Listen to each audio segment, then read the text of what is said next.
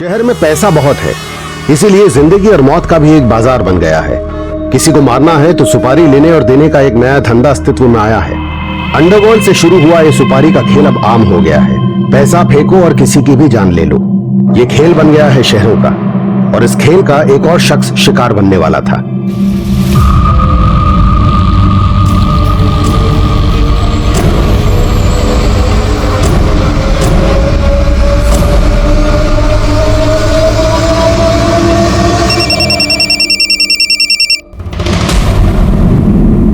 हाँ hello. Hello, अभी उसे मारना नहीं। अरे यार मैंने पूरी तैयारी कर ली है। उसने पूरे पैसे नहीं दिए इसलिए डील कैंसिल हो गई है, समझा?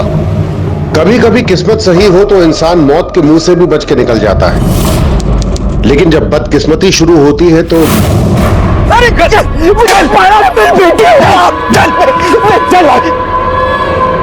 निकालो इसे बाहर, दोबारा दिखना नहीं चाहिए यहाँ पे। पापा! अनु बेटा रुको, अनु! चल मेरी बेटी चल। आज के बाद मेरी बेटी और नातिन के आसपास भी दिखाई नहीं देना। जिस दिन तेरा अनीता से डिवोर्स हुआ मुझे सब कुछ खत्म हो गया। चल निकल। पापा! अनु पापा! अनु चलो पापा! निकल बाहर।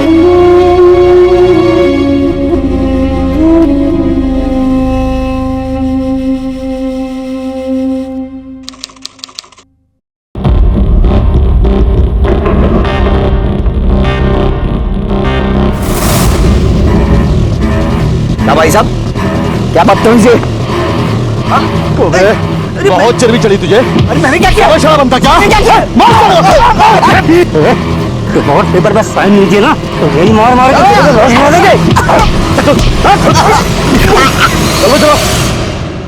बदकिस्मती जब किसी का दामन थाम लेती है तो उसका सामना हर पल एक नई मुसीबत से होता है।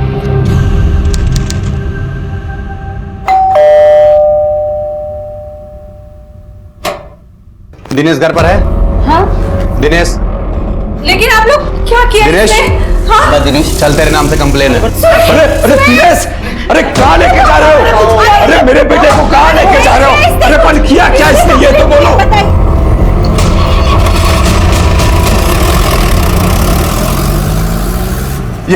ये लोग दिनेश को काय को लेके गए? हाँ? अरे बोलना काय को लेके गए? ये ना सब तेरी वजह से होता है।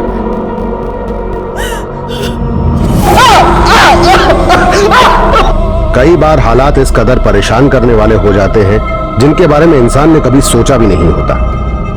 ऐसे में बेबस लाचार इंसान के पास रोने के अलावा कुछ नहीं रहता। मम्मी,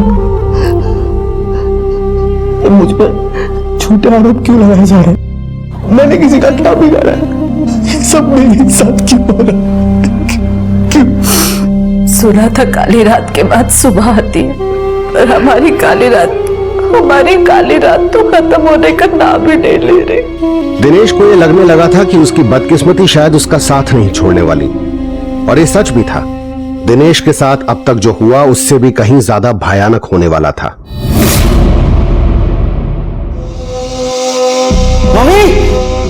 मम्मी, आपने मेरा फोन देखा है? सूत है गयो दिनेश।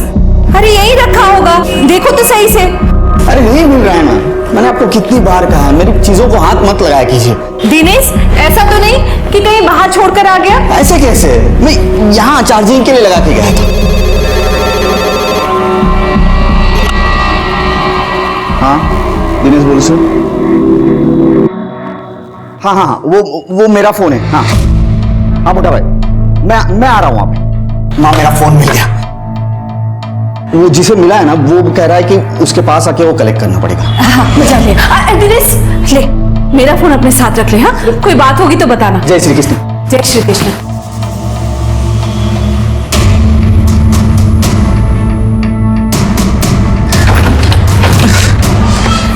इस बाइक को क्या हुआ है?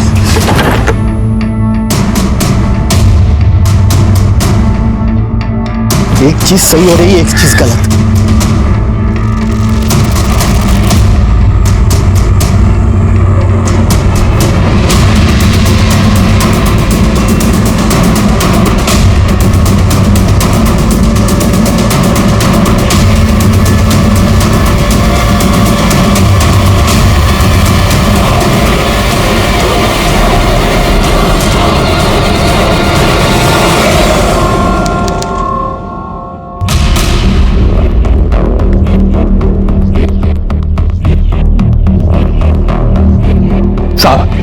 मेरा बेटा कल से घर वापस नहीं आया है। 11:30 के घर से गया था, उसका फोन खो गया था ना, वो लेने के लिए गया था।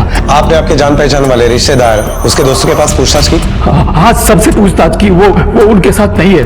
कुछ करो साहब, इससे पहले कि मेरे बेटे के साथ कुछ हो जाए। ये बात आप इतने यकीन के साथ कैसे कह रहे हैं? आपका बेटा गायब हुआ है साहब? नहीं ना, ऊपर से उसका फोन भी नहीं लग रहा है। अभी थोड़ी टेंशन तो होगी ना, कुछ करो साहब जल्दी से। ठीक है, आप आपके बेटे की फोटो और बाकी सारी डिटेल्स मुझे दे दीजिए, हम उसे ढूंढने की कोशिश करेंगे। ये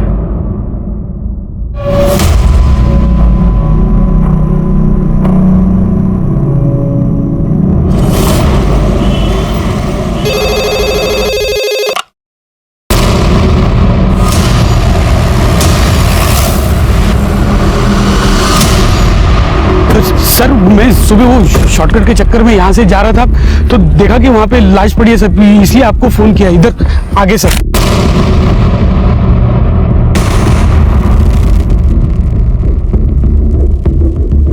सर के पीछे किसी भारी चीज से मारा गया है, बहुत गहरी चोट है। बोल्टो, अरे शिंदे,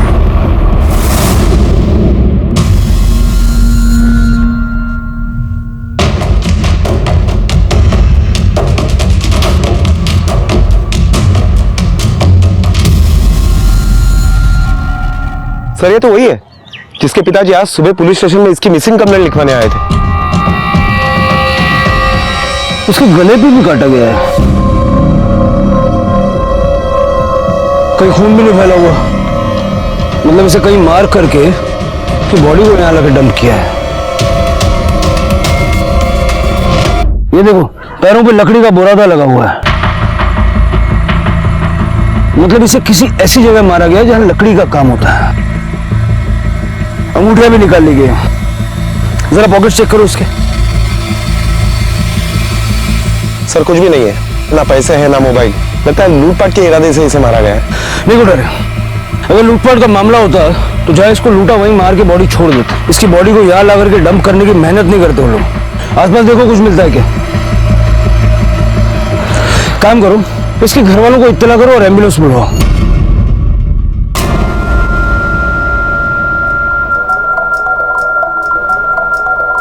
ऐसे सर पर हाथ रखकर बैठे रहेंगे कि पुलिस स्टेशन जाकर पता करेंगे कि हुआ क्या है।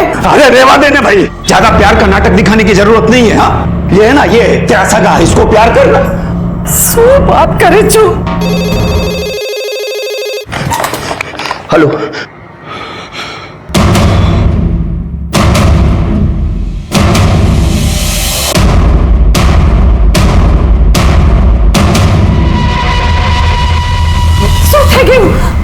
किसका फोन था?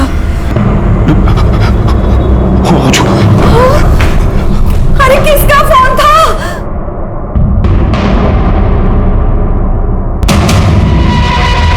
साहब मेरे को फोन किया। शिंदे, शिना करवा लो।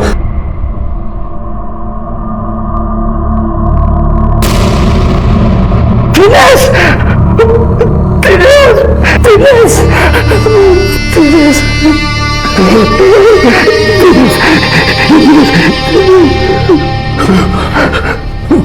मैंने आप लोगों को बोला था कि कुछ करो, जल्दी करो, पर आप लोगों ने मेरी बात नहीं सुनी। अभी देखो, देखो मेरा दिनेश मर गया।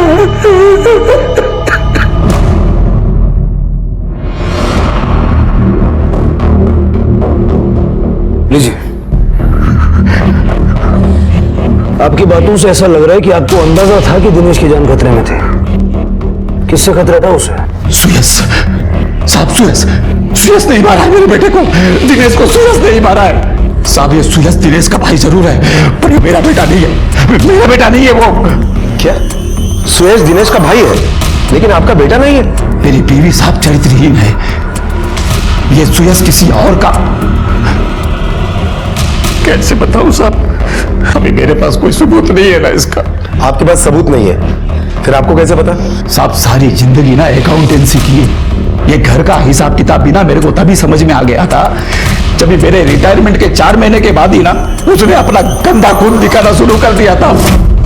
तभी उसने मुझे मालूम पड़ गया ये मेरा बेटा ही नहीं। सुजाता, मेरा एटीएम कार्ड किधर है? एटीएम? हाँ, एटीएम कार्ड।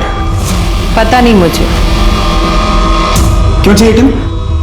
वो मेरी पेंशन आई होगी ना अकाउंट में, तो अच्छा थोड़ा पैसा चाहिए मेरे को। नहीं मिलेंगे, पैसे भी नहीं मिलेंगे। सब मिल रहा है ना, खाना पीना सब दे रही है ना ये। क्यों चाहिए? खाना पीना मिल रहा है मतलब? तो और क्या चाहिए? अरे मैं क्या घर का कुत्ता हूँ क्या मैं घर का?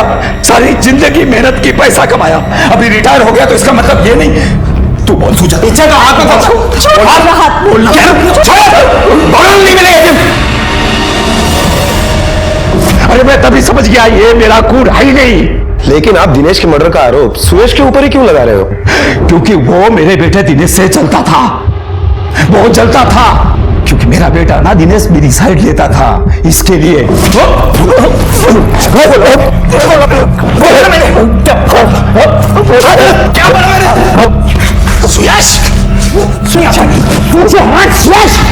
भाई दिनेश तुम पीछे जाओ यार। अब ठीक है? पापा को हाथ कैसे लगा? तूने शहद रखी है ने, तेरी वजह से सर पे चढ़ के नाच रहे, पूरा घर हिला रखे उन्हें। बात सुरेश भाई सामने सर, बात सुरेश, बात हाथ नहीं लगाना पापा को। पापा ठीक कहते हैं, तू उनका खून हो ही नहीं सकता। तुम दोनों बाप बेटे ने एक तो मेरी जिंदगी खराब कर दी, देख तुम दोनों की जान ले लूंगा मैं। साहब मैं तो बोलता हूं मेरे घर पे जाके आप उसको पकड़ो, उसको लाके फांसी पे लटकाओ। अरे बेटे दिनेश को मारा है उसने, मारो करो दिनेश। ये नरेंद्र जी जब सुबह दिनेश की मिसिंग कंप्लेंट लिखवाने के लिए आए थे, तब उन्होंने बताया कि दिनेश का फोन नहीं मिल रहा था। 1:30 बजे के आसपास वो अपना फोन लेने के लिए निकला और उसका मर्डर हो गया। Right sir. और उनका कहना है कि घर के लैंडलाइन पर फोन आया था। जिस किसी ने फोन किया था उसने दिनेश से यह कहा कि तुम्हारा फोन मिल गया है, आकर लेकर जाओ। हाँ मोटा भाई, मैं आ रहा हूँ। आप मतलब ये मर्डर पूरी प्लानिंग से किया गया था। सर नरेंद्र जी को अपने छोटे बेटे पर शक है, क्या करें? बुलाए उसे पूछताछ के लिए। हाँ लेकिन उसके पहले नरेंद्र जी के घर के आसपास पूछताछ करो, पता करो वो जो कह रहे हैं वो ठीक है या नहीं, और उस लैंडलाइन का सीडीआर भी निकालो, पता करो वो फोन किसने किया था। Okay sir.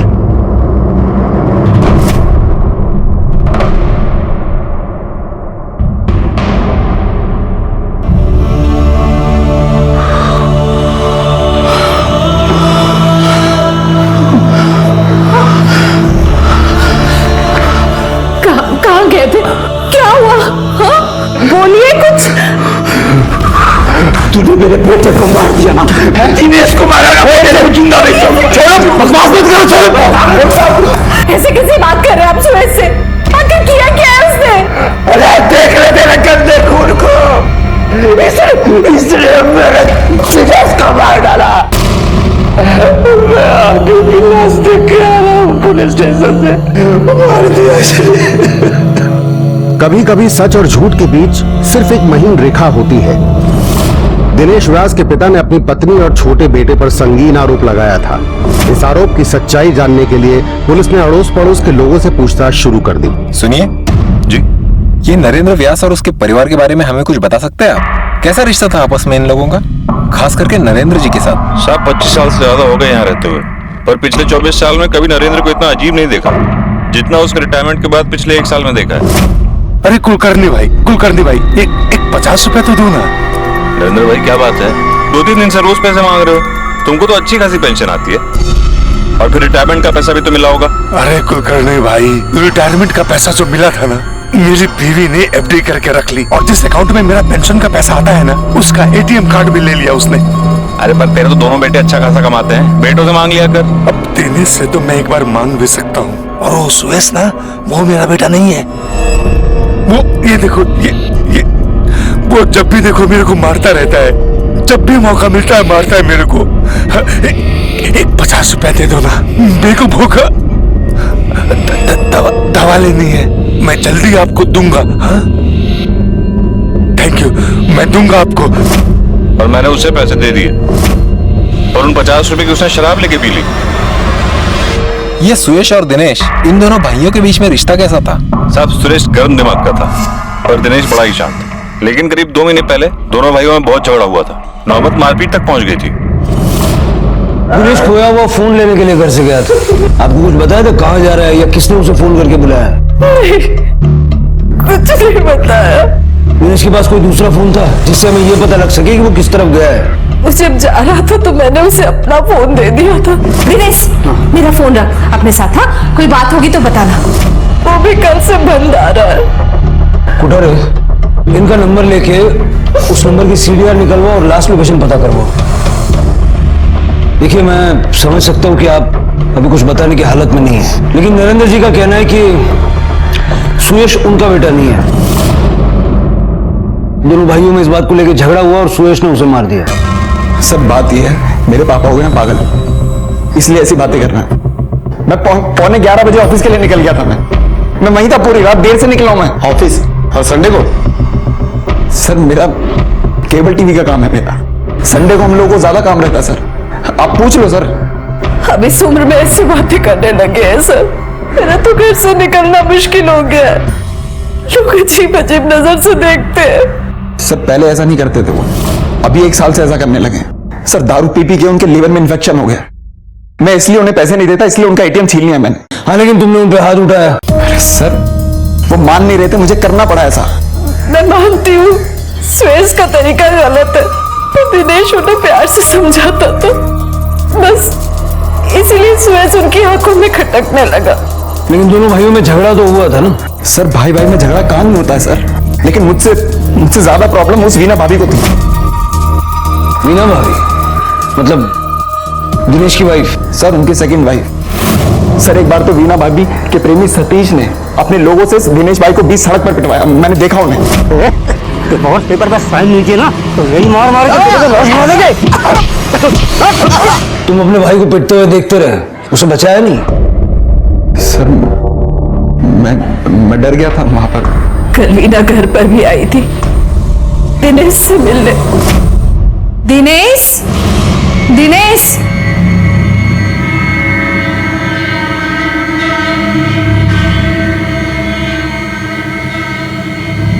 वीना आओ बैठो। एक्चुअली मैं खुद ही तुमसे मिलने आने वाला था।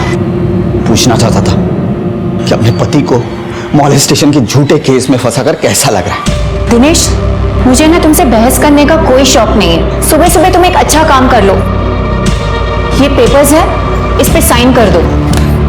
किस बात के पेपर्स है? डिवोर्स के पेपर्स हैं। तुम्हें क्या हो गया? मुझे ऐसा लगता है कि हमारे रिलेशनशिप को और एक मौका देना चाहिए। दिनेश, तुम थक नहीं गए हो ऐसी घिसी पिटी बातें करके? इतनी मार खा के तुम्हें अकल नहीं आई है क्या? वीना तुम अकल से काम लो। जो लड़का है वो अच्छा नहीं है, वो तुम्हें फंसा रही है। सब समझो मेरी बात को। मैं अच्छी तरह समझ चुकी हूँ। अब है ना, तुम्हारा परमानेंट इलाज करना पड़ेगा। इस औरत ने बहुत गलत किया दिनेश के साथ सर, फिर भी वो उसके लिए अच्छी ही थी। एक बार झूठे आरोप में पुलिस चौकी के चक्कर भी लगवाए उसने, और कल ये धमकी देकर गई। अब वीना और सतीश का नंबर और एड्रेस लिखवा दीजिए। वैसे आपको पता है कि दिनेश का फोन कहां से गायब हुआ था? कल संडे था सर, वो थोड़ा देर से सो के उठा। थोड़ी देर बाद कहने लगा उसका फोन नहीं मिल रहा है। फिर किसी का फोन आया और वो घर से चला गया। मतलब घर से गायब हुआ था? मुझे खबर न थी साहब। दिनेश ने सुबह उठने के बाद कहा कि उसका फोन नहीं मिल रहा, मतलब उसका फोन घर से ही चोरी हुआ। सर ये काम सुयश आसानी से कर सकता है। दिनेश की दूसरी पत्नी वीणा, वो भी तो ये कर सकती है। हाँ कर सकते हैं सर। या ये भी हो सकता है कि ये काम किसी और से करवा गया हो। पूरी प्लानिंग के साथ पहले मोबाइल गायब किया, फिर लेने के लिए बुलाया और मार डाला, और फिर बॉडी दूसरी जगह ले जाकर डंप कर दी। जरा वीणा और उसके प्रेमी से बात करते हैं और सुयश का सीडीआर भी निकलवा। अगर सब काम मुझे ही करना है तो तुम्हें पगार किस बात की दे रहा हूं मैं? 2 दिन से साइट बंद है, माल नहीं आ रहा है, तुम कर क्या रहे हो वहां पे? थोड़ी बहुत पेमेंट देके काम चालू करवाओ। नौटंकी साला। सतीश, कहिए क्या सेवा करें? बस जितना हम पूछे उसका जवाब दे दीजिए, उतनी सेवा काफी है। जी कहिए। दिनेश व्यास का मर्डर हुआ है। जी पता चला मुझे। आप दिनेश व्यास की दूसरी पत्नी वीणा से शादी करना चाहते थे? जी सर। लेकिन दिनेश उसे डिवोर्स दे नहीं रहा था, तो वीणा ने उसके खिलाफ पुलिस में झूठी कंप्लेंट की, उसको पिटवाया, बाद में दिनेश के घर भी गई थी उसे धमकी देने। तो और क्या करते सर? वीना को उसके साथ रहना नहीं था और दिनेश उसे छोड़ना नहीं चाहता था। हाँ, लेकिन दिनेश के रहते आपका ये परिवार पूरा नहीं हो पाता और इसलिए हमें लगता है कि आपने दिनेश को मरवा दिया। सर आपको अगर कुछ सबूत मिल जाए तो मुझे बता देना, मैं खुद फांसी चढ़ने आ जाऊंगा। लेकिन अभी फिलहाल मुझे जाना है, साइड पे लेबर का प्रॉब्लम है। चाय पी के जाइएगा सर।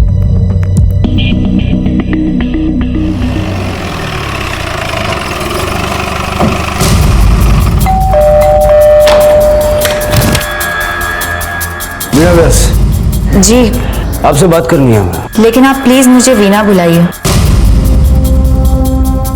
सबका कहना है कि दिनेश अच्छा आदमी था। वैसे आपका और दिनेश का दोनों का पहली शादी से डिवोर्स हुआ था, बाद में आप दोनों मिले, आपने शादी की, फिर ऐसा क्या हुआ कि आपने दिनेश को भी छोड़ दिया? सर, दिनेश से दूसरी शादी करने के बाद मुझे ऐसा लगा था कि मेरी लाइफ फाइनली ट्रैक पे आ जाएगी, लेकिन वहां जाने के बाद पता चला कि उनकी लाइफ सही ट्रैक पे नहीं थी। यही पीना चाहता था तू? यही पी के मरना था? काम करते हैं, मैं मारता हूँ। मारना चाहता है ना? अरे मारना। अरे गंदा खून ये कर भी क्या सकता है? सर, उस घर में एक पल भी सुकून से नहीं रह सकती थी मैं, इसलिए मैंने सोचा कि मैं जॉब कर लेती हूँ ताकि थोड़ा टाइम मैं बाहर रह सकूंगी। मुझे सतीश की कंस्ट्रक्शन कंपनी में जॉब मिल गया। धीरे धीरे मुझे सतीश अच्छा लगने लगा। उसकी छोटी सी फैमिली थी और 5 महीने पहले सतीश के कहने पर मैंने दिनेश का घर छोड़ दिया। लेकिन दिनेश ने आपको नहीं छोड़ा और इसीलिए आपने उस पर बदतमीजी का झूठा आरोप लगाया, उसको पुलिस से पिटवाया और बाद में शिकायत वापस ले ली। सर, मैं और क्या करती? तो मुझे डिवोर्स देने के लिए तैयार ही नहीं था, इसलिए सतीश के कहने पर मैंने ये सब किया। और सतीश के कहने पे आप दिनेश के घर गई, उसका मोबाइल गायब किया, उसे मरवा दिया। फोन गायब किया? नहीं सर, मैंने ऐसा कुछ भी नहीं किया। दिनेश की माँ ने बताया कि दिनेश का फोन उसी सुबह उसके घर से गायब हुआ और उसी दौरान आप भी उनके घर गई थी उनको धमकी देने। हाँ सर, लेकिन मैंने फोन नहीं चुराया है। सर, आज नहीं तो कल मुझे दिनेश से डिवोर्स मिल ही जाता। सर, उसकी पहली बीवी अनीता से उसके कोई इश्यूज चल रहे थे जो कि इतनी जल्दी सॉल्व होने वाले नहीं थे। क्या इश्यूज चल रहे थे? सतीश और मीना दोनों के सीडीआर निकालो और बैंक स्टेटमेंट भी। अगर सुपारी का एंगल है तो पैसों का लेन देन हुआ होगा। Okay sir.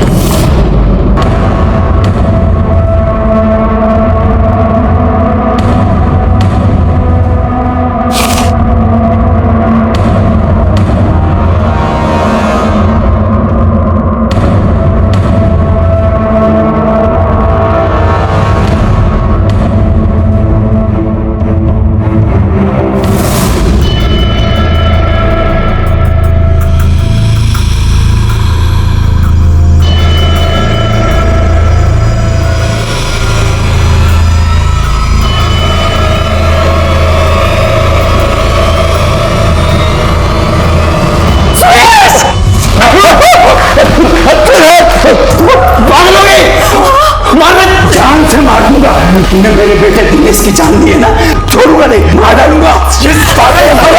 मैं बता रहा हूं, मुझसे मेरा कोई नहीं होगा। तू अंदर जा, तू अंदर जा, जा तू अंदर। हाथ जोड़ती हूँ मैं आपके, ऐसी गलतफहमी मत पालो, इसने कुछ नहीं किया है। अरे गंदा खून है ये, कुछ भी कर सकता है।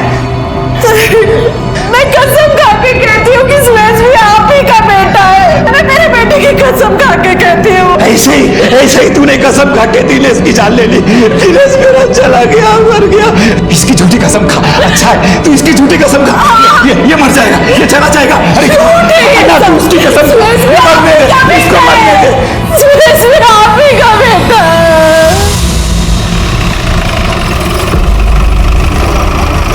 दिनेश के मर्डर के लिए आप लोग हमसे पूछताछ क्यों कर रहे हैं? मेरी बेटी का और मेरा अब उसके साथ कोई संबंध नहीं है।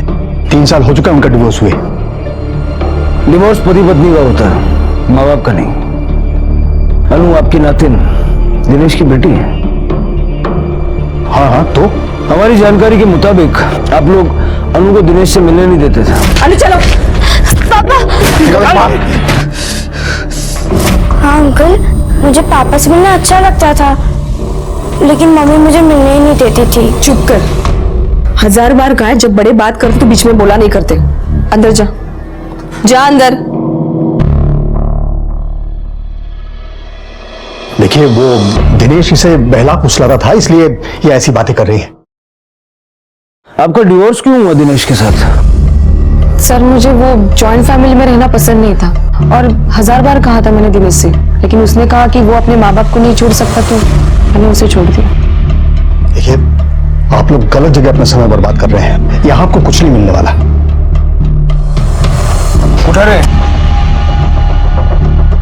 दिनेश और अनीता की बेटी अनु से जरा अकेले में प्यार से बात करके देखो कि उसके कानों पे कभी कोई ऐसी बात पड़ी है क्या? Okay sir.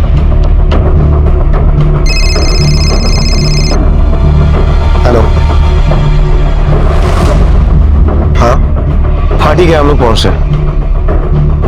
सर, सतीश ने दिनेश को मारने के लिए जो 4 गुंडे भेजे थे उन्हें पुलिस स्टेशन लाया गया है। सुरेश को भी बुलाओ। Okay sir.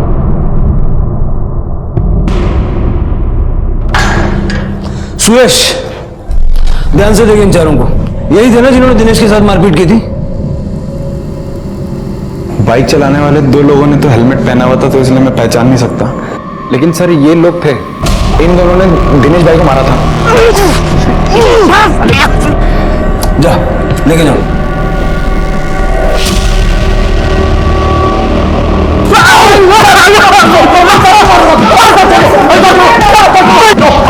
बस उठा रहे। कितना लेते हो मारपीट का? सब 5000 रुपए दिए थे सतीश ने इस काम के लिए। अच्छा, मर्डर का कितना लेते हो?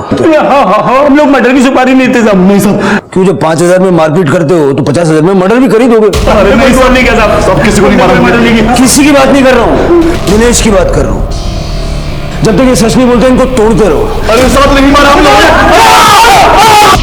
सर, दिनेश की पोस्टमार्टम रिपोर्ट आ गई है। रिपोर्ट के मुताबिक दिनेश की मौत 15 तारीख को दोपहर 2:30 से 4 बजे के बीच में हुई है।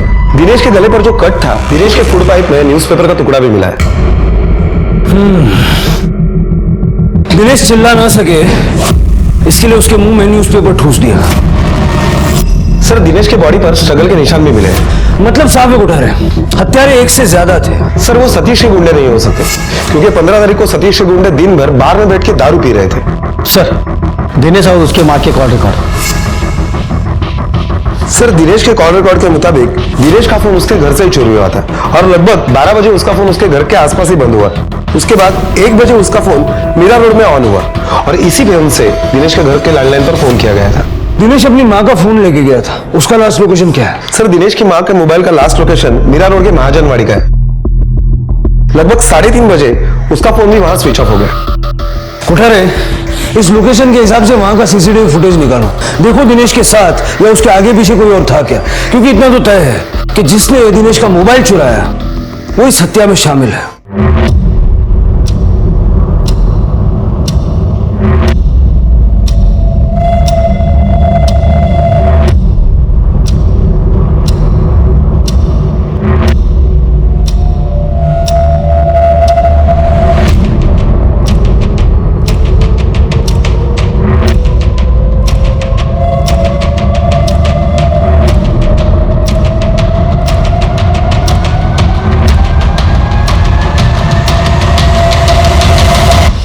दिनेश की मौत जितनी रहस्यमय थी, उसकी जिंदगी भी उतनी ही उलझी हुई थी और उसके कातिल तक पहुंचने के लिए उसकी जिंदगी को समझना बेहद जरूरी था। इसलिए पुलिस दिनेश से जुड़े हर व्यक्ति को खंगाल रही थी। इसी बीच पुलिस को दिनेश की बेटी अनु मिली। ठीक है, अनु बेटा। हाँ अंकल। बेटा, हम आपके पापा के बारे में कुछ पूछना चाहते हैं। आप अपने पापा से बहुत प्यार करती थी ना? हाँ अंकल, पर मेरी मम्मी मुझे पापा से मिलने ही नहीं देती थी।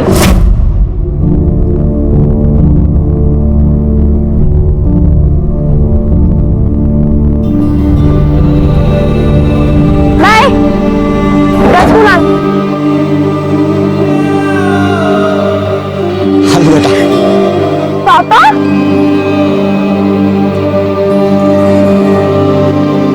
कैसे हो तुम? अच्छे हो पापा, आप कैसे हो? मैं भी ठीक हूँ। पापा प्लीज कुछ करो ना, मुझे आप दोनों के साथ रहना है, तो मम्मा रहने ही नहीं देती। बेटा, मैं मम्मा से बात करूंगा, सब कुछ ठीक हो जाएगा। अनु, छोड़ दो मेरी बच्ची को। वो मेरी भी बच्ची है। तुम इसको छुप छुप के मिलते हो, पुलिस के हवाले कर दूंगी, समझे ना? मम्मा प्लीज आप पापा के साथ ऐसे मत करो। तू चुप करा और चल यहाँ से, चल चल तू। अंकल प्लीज आप मेरी मम्मी या मेरे नाना जी को कुछ बताना मत कि मैंने आपको बताया है, क्योंकि आपने पापा की बात निकाली तो मैंने आपको सब बता दिया। ठीक है बेटा।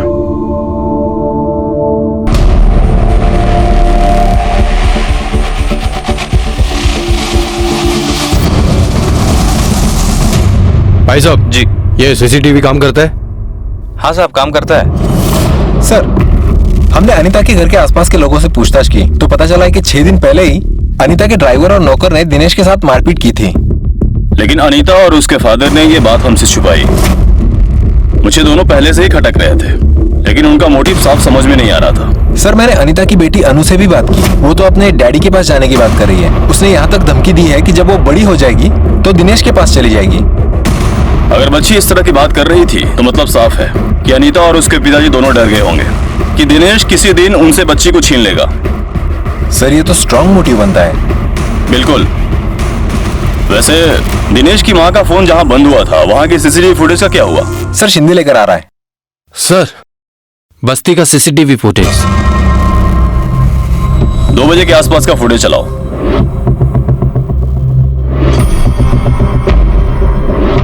थोड़ा आगे बढ़ो। सर, ये देखिए, दिनेश ऑटो से इस बस्ती में आया और सर यहाँ उतरकर वो सामने की गली में चलकर जा रहा है। थोड़ा और आगे बढ़ो। सर, रघु, ये तो अनीता का ड्राइवर है। ये दिनेश के पीछे चल के जा रहा है। थोड़ा और आगे बढ़ो। दिनेश वापस आता हुआ नहीं देखा? नहीं सर। रघु को उठा के लाओ। क्यों मार रहे हो साहब आप मुझे? देख बेटा, झूठ तो तू बोलना मत। सीसीटीवी फुटेज में तू नजर आ रहा है दिनेश के पीछे पीछे जाते हुए। अरे नहीं नहीं साहब, उस दिन जब दिनेश ऑटो से उतरा ना साहब, तो मैं खुद हैरान हो गया उसको वहां देख के, क्योंकि मेरा घर भी उसी एरिया में साहब। तो साहब मैं पीछे पीछे हो लिया, थोड़ा आगे जाके वो राइट मोड़ लिया और मैं सीधे अपने घर चले गया साहब, कसम से। चल तेरे घर का एड्रेस दे। क्यों साहब? तलाशी लेनी है।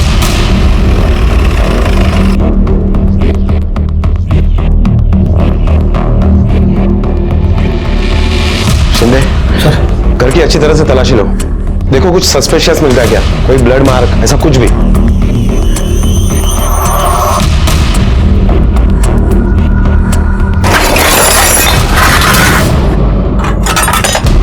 सर, ये तो लकड़ी कटने का सामान है।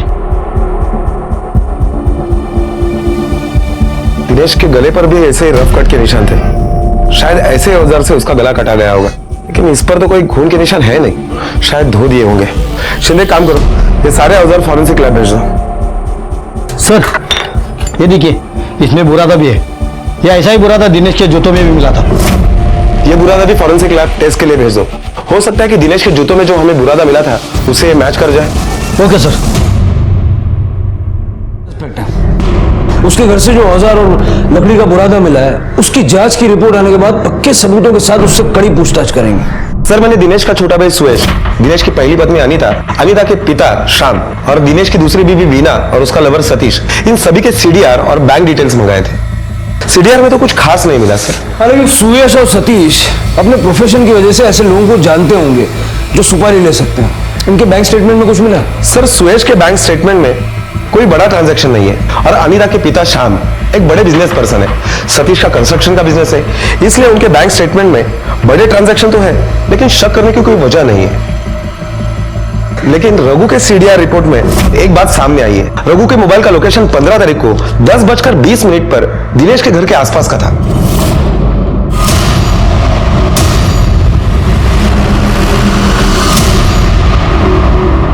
हाँ सर, अनीता का ड्राइवर रघु आया था। जब रघु आया था आप यहीं थी? मैंने ही दरवाजा खोला। दिनेश साहब, उसके हाथ में नोटिस थी, कोई नोटिस लेकर आया था अपने साथ।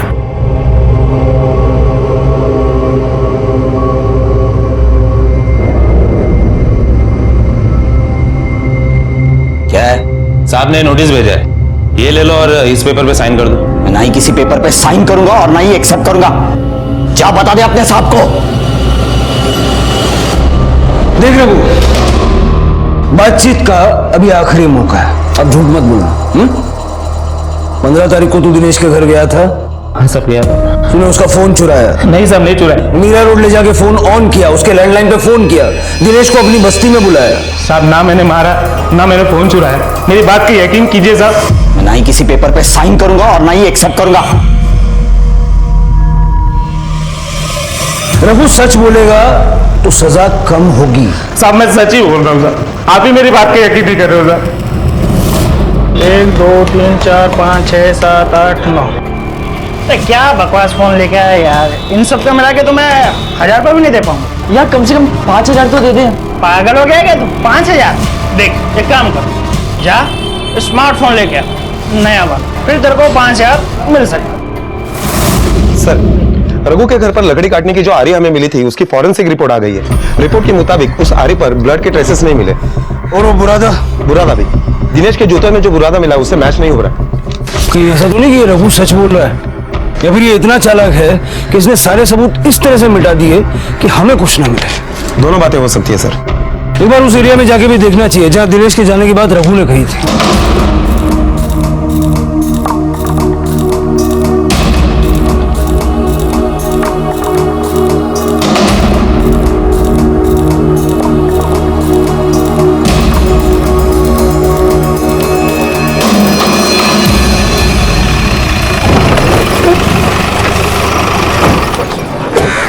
उठा रे, दिनेश का जब मर्डर हुआ था वो कारपेंटर का काम होता है। तुम इस तरफ देखो, हम इस तरफ देखते हैं। Okay sir.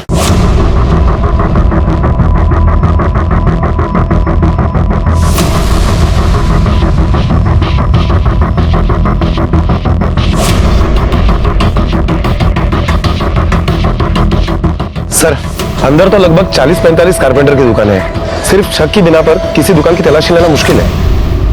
दिनेश की हत्या की इन्वेस्टिगेशन में पुलिस को नए सुराग मिल रहे थे जो इन्वेस्टिगेशन को नई दिशा में ले जा रहे थे, पर मंजिल अब भी दूर थी। ये लो, एकदम नया है। कंडीशन ठीक है इसका? चालू है ये? अरे एकदम चालू है, टन टनाटन। अब लाओ 5000। अरे भाई पहले मेरे को चेक करने दे। हाँ ठीक है, कर दो। सर, दिनेश का फोन अभी आधे घंटे पहले ही ऑन हुआ है। लोकेशन भी ट्रेस हो गई है, बस्ती के पास वाले मार्केट एरिया है। उधर किसी भी हाल में मुझे वो चाहिए। Okay sir.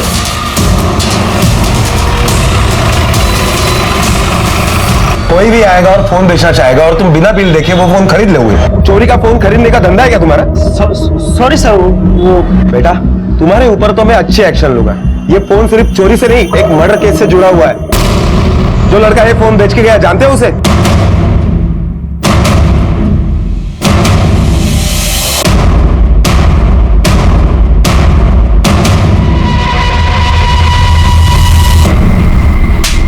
दिनेश व्यास का फोन तेरे पास कहां से आया? वो साहब मैंने फोन चुराया था। चुराया था? जिसका फोन है उसका मर्डर हो गया, जानता है क्या? जानता है क्या? कहां से चुराया? साहब वो घर से ही चुराया था, बाप के ड्रॉयर में रखा हुआ था।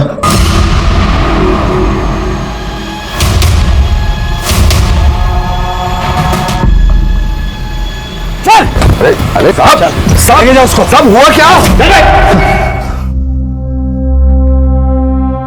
तेरे बेटे ने तेरे घर से स्मार्टफोन चुराया, तेरे पास कहां से पहुंचा? साहब फोन मेरे को मिला था साहब, कचरे के ढेर के पास, और मैं ले लिया साहब। और साहब सोचा कि मेरी किस्मत खुल गई, लेकिन अब पता चल रहा है कि मेरी किस्मत तो बकवास है साहब। खाया पिया कुछ नहीं, गिलास तोड़ा 12 ना।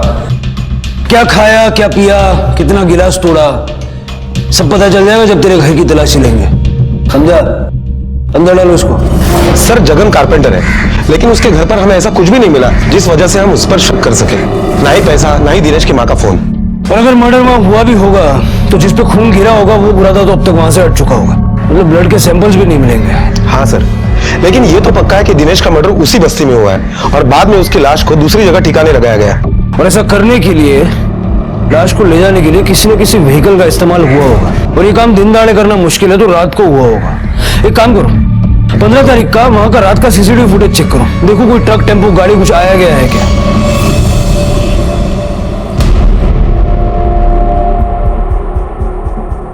सर ये देखिए, रात को ठीक 1:13 पर ये टेम्पो बस्ती की तरफ आ रहा है और फिर यहाँ कोने में जाकर रुक गया। ये गली से जगन बाहर आया, टेम्पो लेके अंदर गया। ठीक 25 मिनट बाद टेम्पो बस्ती के बाहर जा रहा है। थोड़ा रिवाइंड करो। हाँ चलो, पॉज। टेम्पो का नंबर दिख रहा है, पता करो किसका है।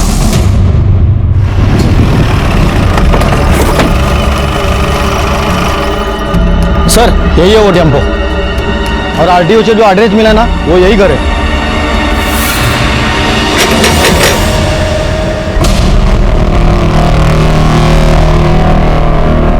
ये तेरा टेम्पो है? हाँ साहब, क्या हुआ? तेरे टेम्पो को फॉरेंसिक लैब भेजना है और तुझसे सच बुलवाना है। चल साहब, चल। बहुत मेहनत कर रहा है तू आजकल, रात रात भर टेम्पो चलाता है। अब साहब यहाँ पैसे कमाने तो आए हैं। तेरे टेम्पो से ब्लड के सैंपल मिले हैं, मैच करने के लिए भेजे हैं। दिनेश व्यास के साथ पक्का मैच कर जाएंगे। सब बोल। साहब गलती होगी साहब। साहब जगन को किसी ने सुपारी दिया था साहब, दिनेश की। हाँ भाई जगन, वो फोन मुझे कचरे के ढेर से मिला था, है ना? सब ये बात आप दोबारा क्यों पूछ रहे हैं? क्योंकि तेरा पार्टनर महेश हमारी हिरासत में है और उसने सब कुछ बक दिया। क्या साहब? हेलो भाई साहब, आपका फोन खो गया ना? हाँ हाँ, वो मेरा फोन है। हाँ हाँ जी, मेरे पास है, आप कभी भी आके ले सकते हैं।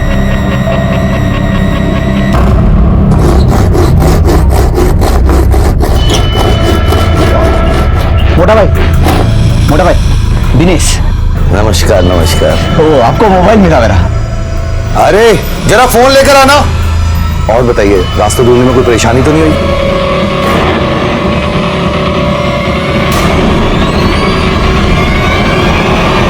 दिनेश का फोन तेरे पास कैसे है?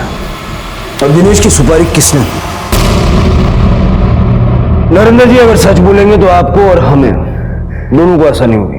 मैं सुयश से नफरत करता हूँ, उसको मरवाना चाहता हूँ, मैं उसको मरवाना चाहता था। मैं अगर एक काम बोलूं तो करोगे क्या? पैसा ज्यादा मिलेगा। क्या काम? किसी को मारने का है। जगन मेरी बात मान गया, मैंने उसको 50,000 रुपए एडवांस दिए, पर उस दिन काम नहीं हुआ। वो बोला मेरे को पूरे पैसे चाहिए। पैसे कहां से? मैंने अपने गांव का घर बेच दिया और उसको सारा पैसा दिया, और मैंने उसको बोला कि मैं सुयश का फूल चोरी करके तेरे को दूंगा, तो फूल लेने के बहाने उसको बुलाना और उसको मार देना। पर मेरे से गलती हो गई।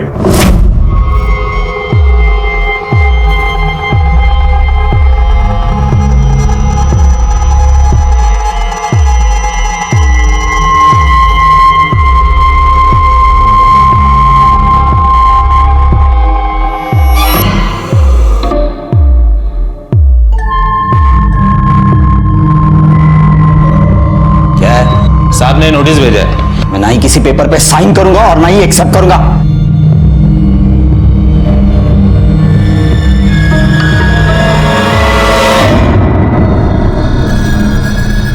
मैंने तो ये सोच के फोन चोरी किया था कि वो सुयश का फोन है, दिनेश का फोन है, मेरे को मालूम नहीं था। उसके बाद जब मैं घर आया ना साहब, तो मैंने देखा सुयश का फोन तो सुयश के हाथ में ही है। और मेरी बीवी, उसने बताया कि दिनेश का खोया हुआ फोन मिल गया है, वो लेने के लिए गया है। मैं बहुत घबराया साहब। मैंने जगन को बहुत बार फोन किया, लेकिन उसका फोन बंद आ रहा था। उसका मेरी एक गलती की वजह से मेरा बेटा मारा गया साहब। एक बात बताऊं साहब आपको, मेरे पास अभी भी बहुत पैसा है। इस बार मैं उस सुयश की सुपारी दूंगा, इस बार वही मरेगा। नरेंद्र व्यास के कबूलनामे के बाद उनके खिलाफ हत्या का केस चलाया गया। नरेंद्र को मेंटली अनस्टेबल पाया गया। शराब पीने को लेकर सुयश की सख्ती ने उसके शक को और भी गहरा कर दिया था, जिसकी वजह से वो सुयश की जान लेना चाहता था और दिनेश बलि चढ़ गया। कोर्ट ने नरेंद्र को दोषी मानते हुए सजा दी और उसको मेंटल असाइलम भेज दिया, जहां उसका इलाज अब भी जारी है। देखते हैं हमारे आज के एपिसोड की दूसरी कहानी।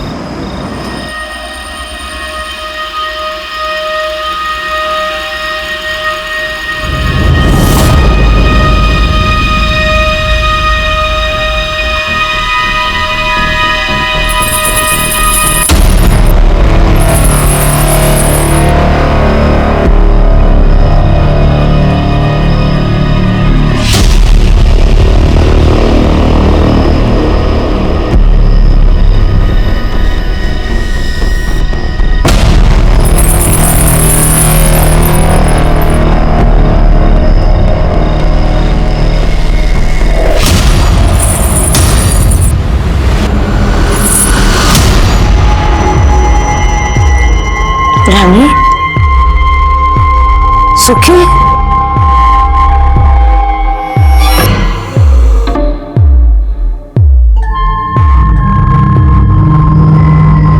कहाँ गए ये दोनों?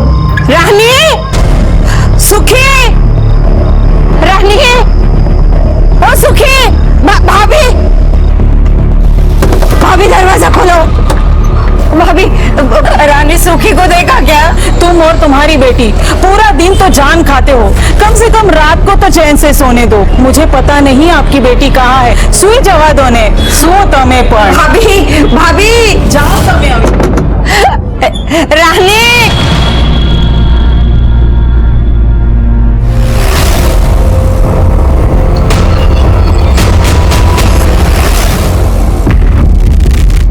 सर, ये तो घासलेट का डब्बा है।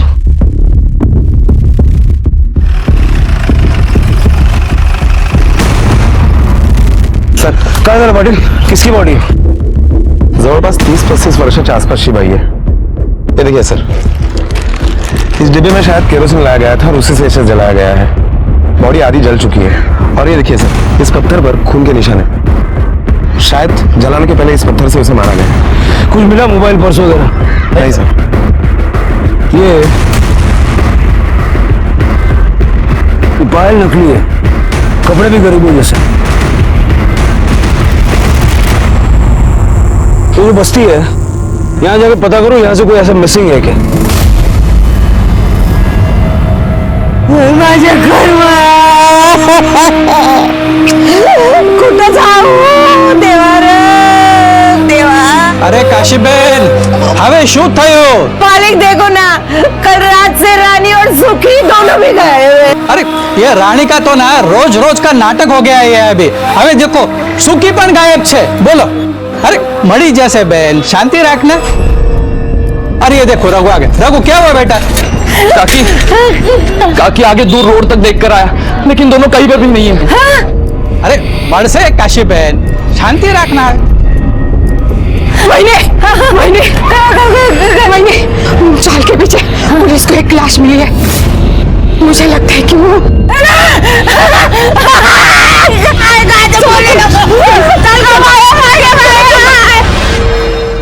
कितना पसीना सर आता है आपको? पाटिल, अब ऐसे क्राइम बढ़ेगा तो पुलिस वाले का बीपी तो बढ़ेगा ना।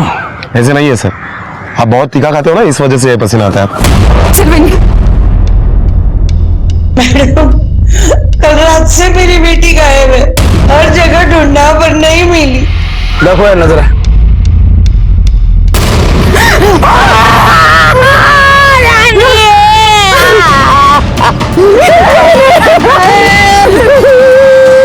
यही मेरी बेटी है रानी। ये कपड़े उसी के लेकिन मेरी रानी के पैर में पायल नहीं थे साहब।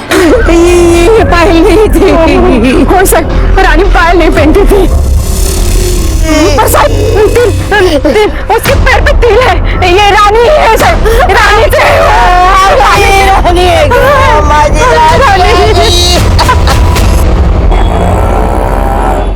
कल रात से मेरी बेटी रानी और पोती सुखी दोनों गायब थे साहब। गायब थी मतलब रात को मेरे साथ ही सोए थे दोनों। देखा तो दोनों के दोनों गायब। अच्छा, ये आपकी बेटी और आपकी नाती आपके साथ रहती थी, उसका पति कहाँ है? वो बाहर गांव काम करते थे साहब। इनकी बेटी दिमाग से थोड़ी कमजोर थी, એટલે थी 35 की, पण एનું मगज 5 વર્ષની છોકરી જેવું હતું। તમે કોણ? હું મકાન માલિક છું સાહેબ। काशीबेन मेरे ही रूम में रहती है। साहब, मुझे नाती लो शोधन काढ़ो, वो मेरी बेटी के साथ ही थी। आपकी किसी से कोई लड़ाई वगैरह हुई है क्या? नहीं हो साहब, गरीब की किसी के साथ क्या लड़े? गरीब तो अपने नसीब से ही लड़ता है ना साहब। एक मेंटली रिटायर्ड लड़की को मार के जलाने के पीछे किसी का क्या मकसद हो सकता है? जहाँ हमें रानी की लाश मिली, वहां जाने के लिए रास्ता बस्ती से होकर गुजरता है। पता करो वो बस्ती में उस रास्ते पे कहीं कोई सीसीटीवी कैमरा इंस्टॉल्ड है क्या? और बस्ती के लोगों से भी पूछताछ करो, रात को किसी ने रानी को किसी के साथ उस तरफ जाते हुए देखा था क्या? उसकी बेटी सुखी की भी तलाश शुरू करो। और 2 चीजें हमें ढूंढ निकालनी है। एक वो पायल किसने और कहां से खरीदी, और वो केरोसिन का कैन किसका है? Okay sir.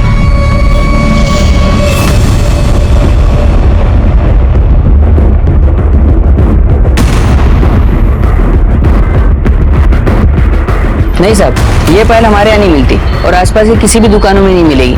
ये बहुत हल्की क्वालिटी की पायल है ना। हाँ, लेकिन ऐसी पायल सिर्फ आपको सोम बाजार में ही मिलेगी।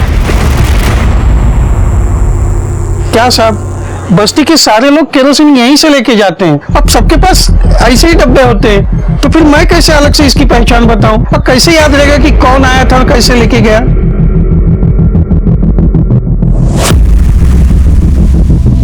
ये सीसीटीवी कैमरा चलता भी है या बेईमानी करने के लिए बंद करके रखा है? अरे नहीं साहब, एकदम अच्छा चलता है। इसकी फुटेज दे दो मुझे। मेरी रानी भी मर गई और ये मेरी बच्ची सुखी कहाँ गई गो? माँ मी काय करू भाई, कुठे जाऊ गो? काय करू गो? संपलं ग सगळं, संपलं ना बहिणी, काळजी करू नका।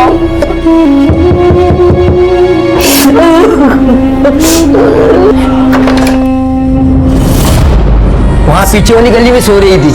यहीं पर रहते ना बच्चे? हो।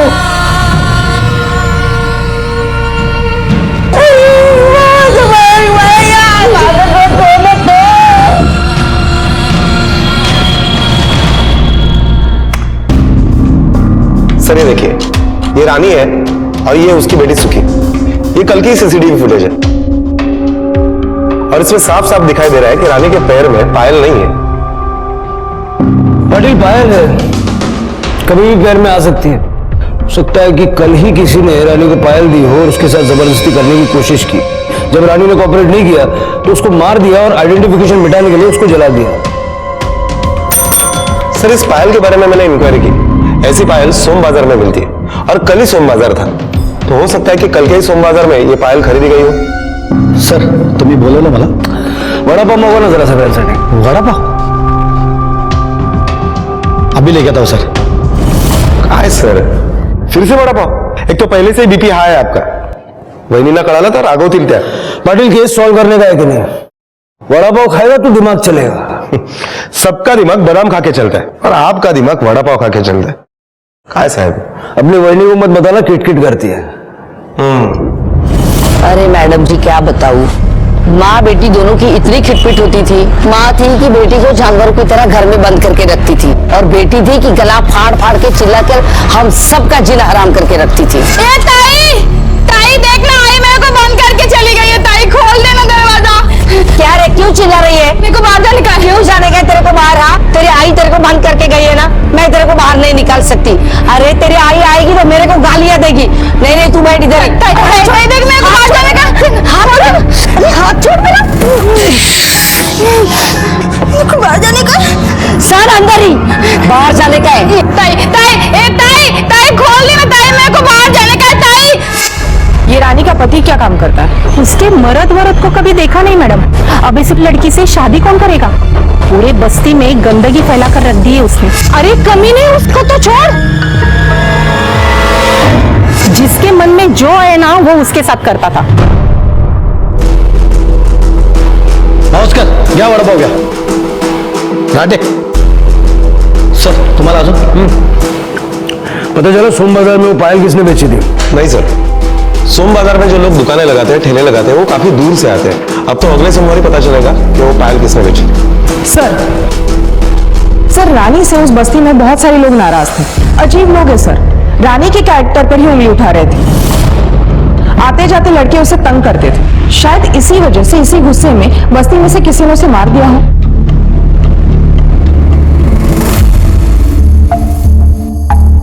बाहर से कोई गाड़ी उस तरफ आई थी? नहीं सर, उस जगह के सारे सीसीटीवी फुटेज हमने चेक किए, लेकिन कुछ भी सस्पिशियस नहीं मिला।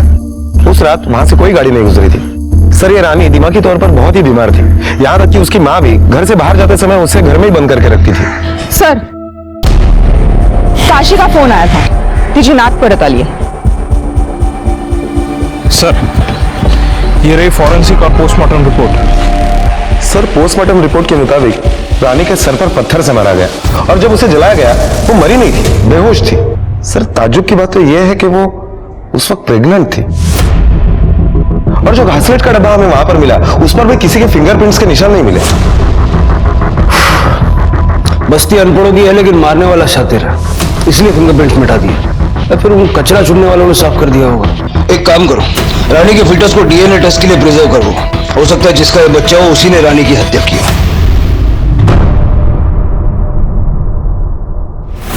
आप रानी को घर में बंद करके जाती थी? क्या करती साहब, सोसाइटी में काम के लिए तो जाना ही पड़ता था। मैं, मेरी बेटी, ये मेरी नात, तीनों का पेट मुझे ही भरना था साहब। इधर बस्ती में छोड़ दिया ना तो ये बस्ती के जो लड़के लोग हैं ना, बाप का माल समझ के उसको नोचते थे साहब। रानी, रानी रोक, रोक रानी। आपकी बेटी के साथ इतना सब कुछ होता रहा, आपने कुछ कहा नहीं? मैं क्या करती साहब, किसे कहती और मेरी सुनता कौन? रानी क्या हुआ? क्या हुआ?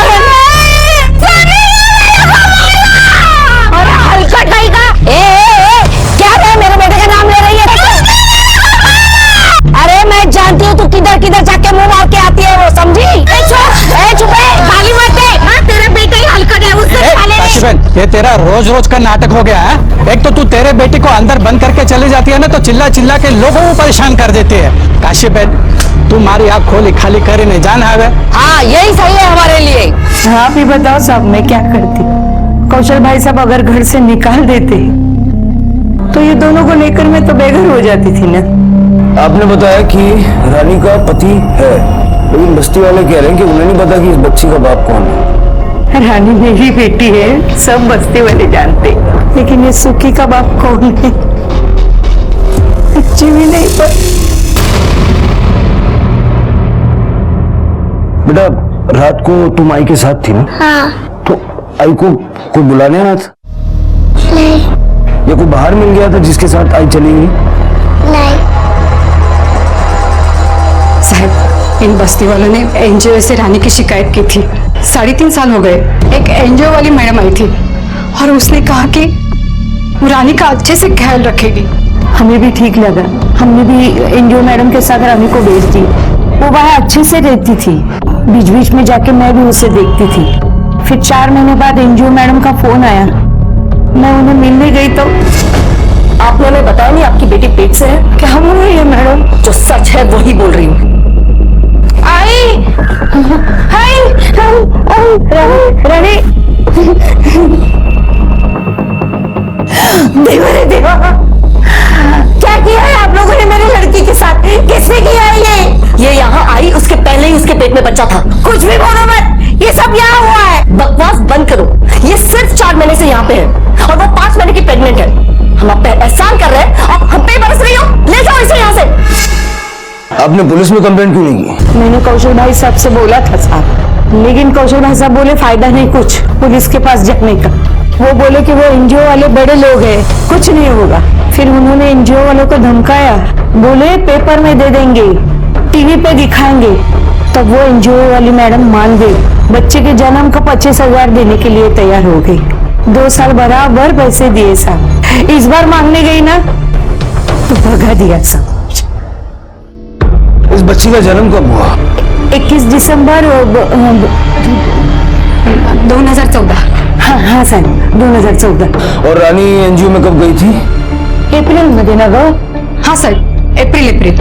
आपको पता है कि मौत के वक्त भी आपकी बेटी पेट से थी? कहाँ पर है ये एनजीओ? मैं बताती हूँ।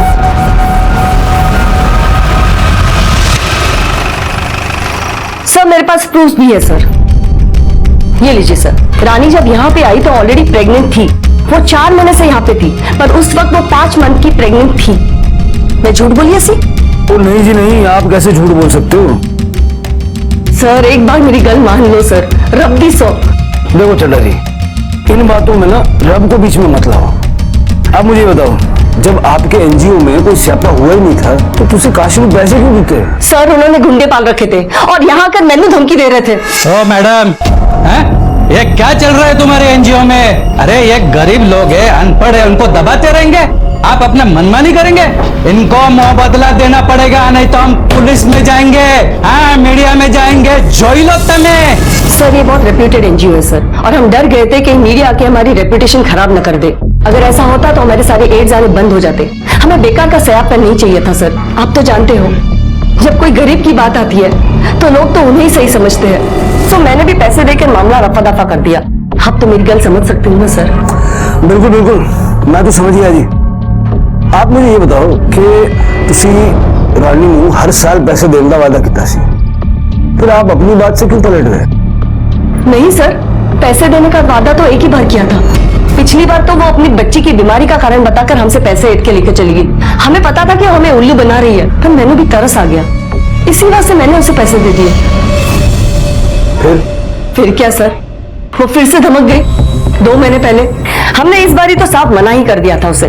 फिर कहने लगी मुझे पैसे नहीं चाहिए जी, रानी और सुखी के तुम्हारे एनजीओ में रख दो। मैंने तो साफ साफ मना कर दिया। पिछली बार इतने फंस गए थे हम उसकी बच्ची के कारण, इस बार नहीं फंसना हमें। आप मुझे सिर्फ एक गल दस दो सर, अगर उसकी बच्ची का इस एनजीओ में रेप हुआ होता तो वो माँ अपनी बच्ची को फिर से यहाँ लेके क्यों आती? सर, डेट ऑफ बर्थ के अनुसार रानी 1 महीने की प्रेग्नेंट होनी चाहिए थी जब वो यहाँ थी। लेकिन ये लोग कुछ ना कुछ तो छुपा रहे हैं। अगर इनके पास पक्के सबूत थे कि रानी एनजीओ में आके प्रेग्नेंट नहीं हुई, फिर ये पैसा देने के लिए राजी क्यों हो गए? सर हो सकता है डर के मारे दे दिया हो। औरत तुम्हें लगता है कि ऐसे आसानी से डर जाएगी और पैसा दे देगी? रानी जितना टाइम इस एनजीओ में थी, पता करो उस दौरान कुछ हुआ था। सर लेकिन सवाल ये है कि काशी उसे फिर से यही क्यों ले आई? मैंने सोचा इतना बड़ा कांड हो गया एनजीओ में, मैं अब बूढ़ी हो गई हूँ साहब, मेरी जिंदगी का कुछ भी भरोसा नहीं। रानी का 4 बार बच्चा गिरवाया मैंने। 4 बार? क्या करती मैं साहब, ऐसे बार बार बच्चा गिरवाती तो वो मर नहीं जाती साहब, इसलिए मैंने सोचा एनजीओ वालों के पास वो ठीक रहेगी। ये बच्चा कहाँ गिरवाया? मेरी ननंद है साहब, वो दाई माँ का काम करती है, उसने सबके तुमने रानी का अबॉर्शन किया? हाँ सर। कहाँ फेंके थे घर? मैंने फेंका नहीं साहब, उसे दफना दिया है। कहाँ?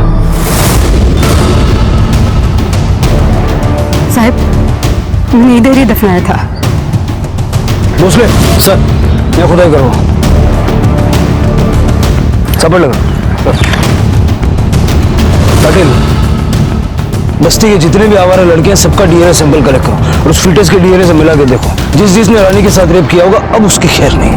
पुलिस के हाथ अबॉर्ट किया हुआ गर्भ लग चुका था और उन्हें ऐसा लग रहा था कि डीएनए टेस्ट के माध्यम से वो उन लोगों को सजा दिलाने में कामयाब हो पाएंगे जिन्होंने रानी की मानसिक स्थिति का फायदा उठाकर उसके साथ रेप किया था, लेकिन ये उतना आसान भी नहीं था। लोगों क्या करें सर, सनी को उठाए तो बस्ती के कुछ लड़के भाग गए। भाग कर जाएंगे कहाँ? पकड़ के लाओ एक एक को यहाँ। जैसे ही बस्ती के लड़कों को पता चला कि पुलिस डीएनए टेस्ट का सहारा ले रही है, उन्होंने बस्ती छोड़कर भागना शुरू कर दिया। लेकिन पुलिस ने भी हार नहीं मानी और उन सारे लड़कों को उठाकर लेकर आई। पुलिस रानी के हत्यारे के साथ साथ उन सबको सजा दिलवाना चाहती थी जिन्होंने कभी भी रानी के साथ बलात्कार किया था। एकदम खरा बोला था। तू रानी के साथ रेप करता था ना, इसलिए तूने उसे मारा? हाँ साहब, मैं सच बोल रहा हूँ साहब, मेरे को कुछ नहीं पता साहब। वो गरीब मेरे बाइक के पीछे पीछे भागती थी तो मैं कभी कभी उसको घुमाता था साहब। साहब बहुत तरस आता था मेरे को रानी पे। लेकिन तेरे हाथ पैर तोड़ने में हमको तरस नहीं आएगा, समझा? कदम इसको लेके जाओ, उसका डीएनए भी मिलाओ। साहब मैं कुछ नहीं किया साहब। पाटिल बहुत रोड पे बाइक उड़ाता ही है, सीसीटीवी फुटेज और इसका मोबाइल लोकेशन दोनों चेक करो। Okay sir.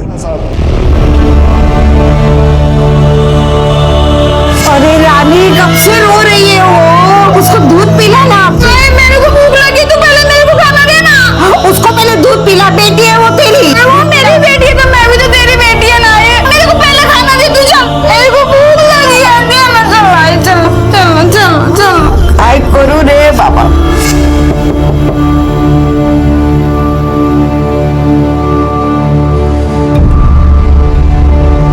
काशीबेन, वो जानो जो बात करने के लिए ये सही वक्त नहीं है, लेकिन बहुत महीनों से तुम्हारे खोले का भाड़ा थक चुका है बहन। एक तो 15 दिन के अंदर अंदर सारे पैसे चुका दो, या तो ये खोली खाली कर दो।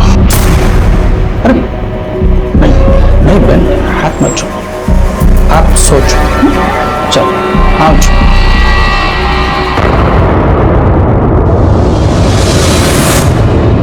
सर, डीएनए रिपोर्ट आ गई है। चाय पियोगे? नहीं सर, आपके जैसे बिना दूध की कड़क चाय कौन पिएगा? मेरे जैसा कड़क ऑफिसर, क्या लिखा है रिपोर्ट में? सर, रानी के पेट से हमें जो फिटस मिला है, इनमें से किसी भी लड़के का डीएनए उन फिटस के साथ मैच नहीं हो रहा है, अंकित का भी नहीं। हाँ, लेकिन अंकित के बारे में हमें एक लीड मिली है। साहब, मैं तो आपको सब कुछ बता दिया साहब, मेरे को काय को अंदर रखा है साहब, छोड़ दो ना साहब। तू ये बता, मुंबई की सबसे ऊंची बिल्डिंग कौन सी है? पता नहीं साहब। पता कर ले, क्योंकि उस बिल्डिंग की छत पे ले जाके मुझे नीचे फेंकेंगे। तेरा सीसीटीवी फुटेज देखा मैंने, हीरो लग रहा था। लेकिन एक बात बता, ये रानी को लेके 3-3, 4-4 घंटे तू जाता कहां था? किधर नहीं साहब। मुझे पता था तू यही बोलेगा, इसलिए मैंने वो भी पता किया। गोरेगांव लेके जाता था ना उसको। चल अब ये बता कि वहां करता क्या था? कुछ नहीं साहब। अब अगर मुंह नहीं खोला तो ये डंडा तेरे मुंह में डालूंगा, और आगे कहां जाएगा तू जानता है। वो मेरा दोस्त था साहब। आओ आओ ना, आओ अंदर आ जाओ।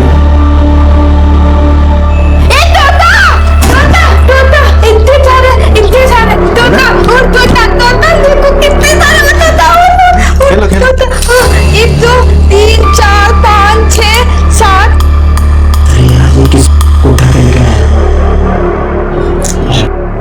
क्या हुआ? बहुत मस्त है। बहुत सारे ना, देखो ना। शादी करेगी मुझसे? पायल पहनोगी?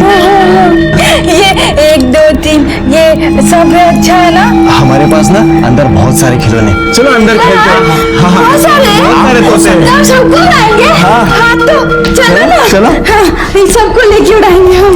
साहब, मैं और मेरा दोस्त उसके साथ क्या? रेप करते हुए शर्म नहीं आई, बोलते हुए शर्म आ रही है। पकड़ के ला उसके दोस्त को भी। सर, बाकी लड़कों का क्या करें?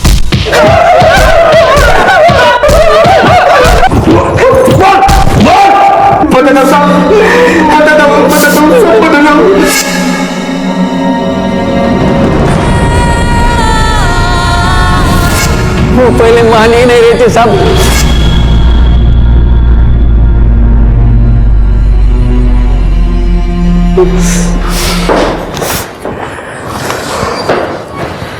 सर, और कितना मारेंगे? बता तो रहे कि रेप इन्होंने ही किया है। पाटिल, तुम जानते नहीं इनकी जात को। कोर्ट में साले सब मुकर जाएंगे। इनका डीएनए भी मैच नहीं हो रहा है। ज्यादा दिन यहाँ नहीं रख सकते, क्योंकि इनके बस्ती वाले नेताओं के पास, ह्यूमन राइट्स के पास जाना शुरू कर देंगे। उस लड़की रानी के साथ जो हुआ वो गलत हुआ, लेकिन हम इनको सजा नहीं दिलवा सकते। कम से कम इनकी खाल में भूसा भर के थोड़ा दिल को तसल्ली मिलेगी। कौन है?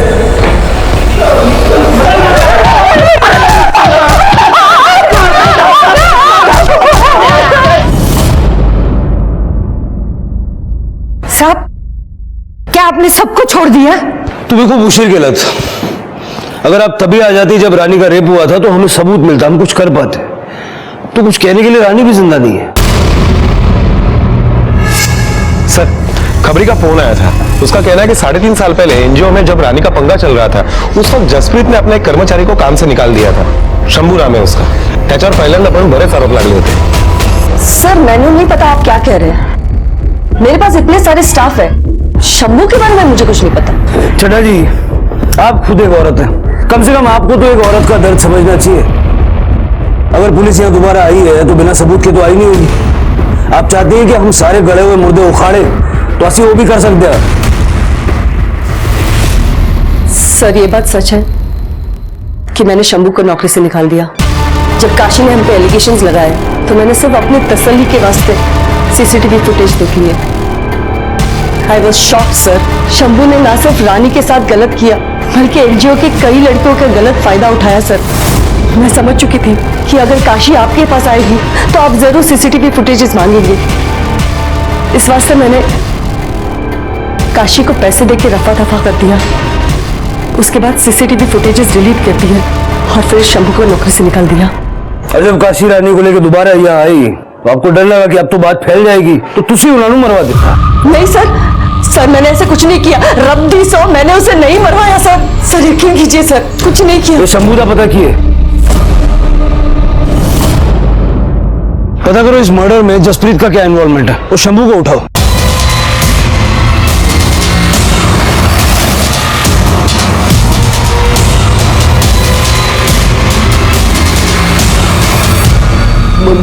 मुझे कुछ नहीं पता साहब।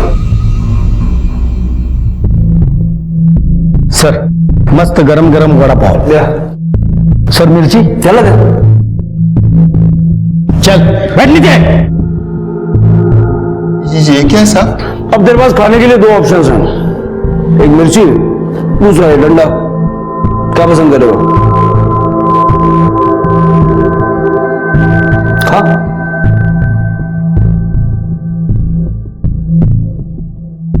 अरे खाचन खा।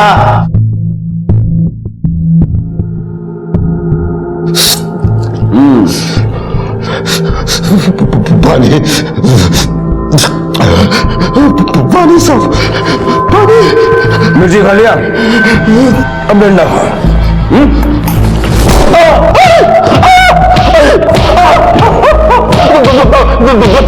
बताता हूँ साहब। हाँ साहब, मैंने गलत किया था उसके साथ।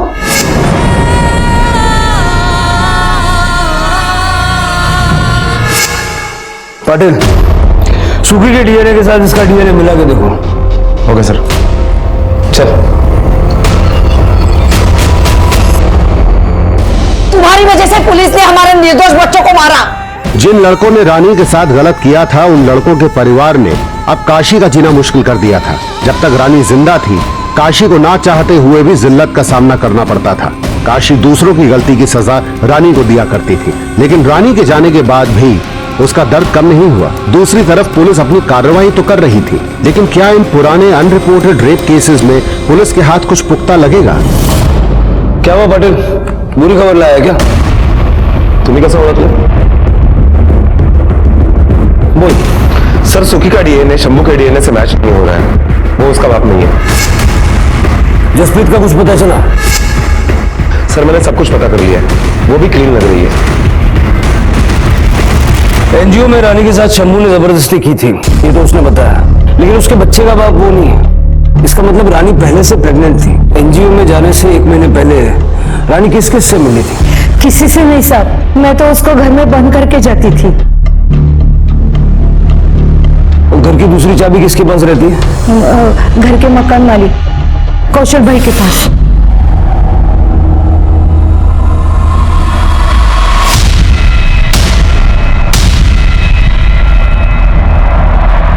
हाँ भाई साहब। अरे काशी बहन, वो आपके बेटे ने तमाशा करके पूरा घर सर पे उठा लिया था, इसलिए मैं आया था। मेरे को अजीब लगा साहब। और आपने कुछ कहा नहीं, वैसे उसको घर में बंद करके जाती थी। अगर आपको शक हुआ था तो आपको कौशल से चाबी ले लेनी चाहिए थी। कैसे साहब? मकान मालिक थे, उन्होंने अगर घर से निकाल दिया होता तो मेरी बेटी रानी को लेके कहाँ जाती थी मैं? मैंने मेरे मन को झूठी तसल्ली दी साहब कि कौशल भाई ऐसा कुछ नहीं करती होंगी। मैंने उसे मकान खाली करने के लिए कहा ना, इसलिए मुझे फंसा रही है साहब। ऐसा एहसान चुका रही है मेरा साले। माफ करना साहब, लेकिन उसके हर मुश्किल के घड़ी में मैं उसके साथ खड़ा था। बहुत मदद की है उसकी मैंने आज तक, लेकिन वो तो अपने बेटी को भी कमरे में बंद करके चली जाती थी। मोहल्ले वाले भी मुझे ताना मारते थे, रानी तुम्हारे डिग्री जैसी हती साहब, मेरी बेटी जैसी थी साहब। इसलिए कभी कभी मैं उसे चुप कराने के लिए चला जाता था वहां, लेकिन फिर भी उसे मुझ पे शक था। उससे पूछो, उसे मुझ पे शक था तो उसे उस वक्त वो कमरे में क्यों बंद करके चली जाती थी? और साहब वो एनजीओ वालों से भी पैसे मैंने निकाल के दिए थे। दिए ताकि आपके ऊपर से शक उनके ऊपर चला जाए। नहीं साहब, मैंने कुछ नहीं किया साहब, मैंने कुछ नहीं किया। वो तो डीएनए टेस्ट के बाद पता चल जाएगा। चल। हाँ।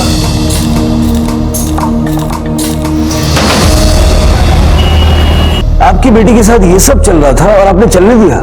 आपको कौशल पे शक था, फिर भी आपने दोबारा रानी को घर में बंद करके बाहर जाना शुरू कर दिया, ये जानते हुए भी कि कौशल फिर से उसका फायदा उठा सकता था। तो मैं क्या करती साहब, मैं काम पर जाती थी, वहां गार्ड के पास उसको छोड़ती थी।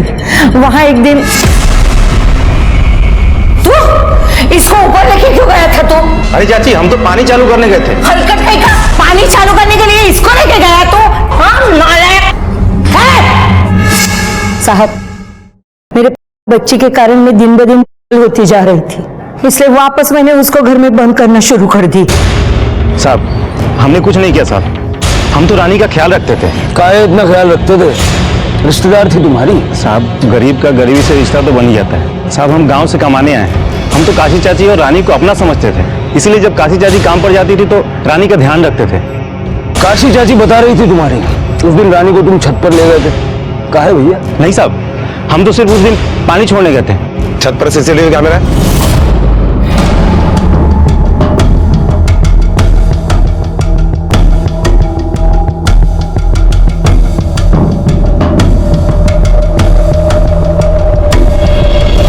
सर हमने बोला था ना आपको कि रानी को हमने नीचे नहीं छोड़ा था, कैसे हमको पता था कि लड़का लोग उसको तंग करेगा, लेकिन काशी चाची हम ही पर चिल्ला रही हैं। जब 404 वाले अमित साहब ने रानी के साथ गलत किया था तब तो वो चुप बैठी थी, हमारी आंखों के सामने की बात है साहब। क्या हुआ था?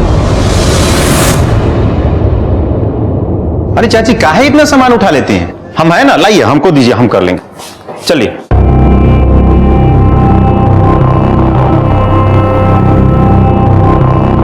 चाची साहब ने चाबी भी दिया है क्या आपको?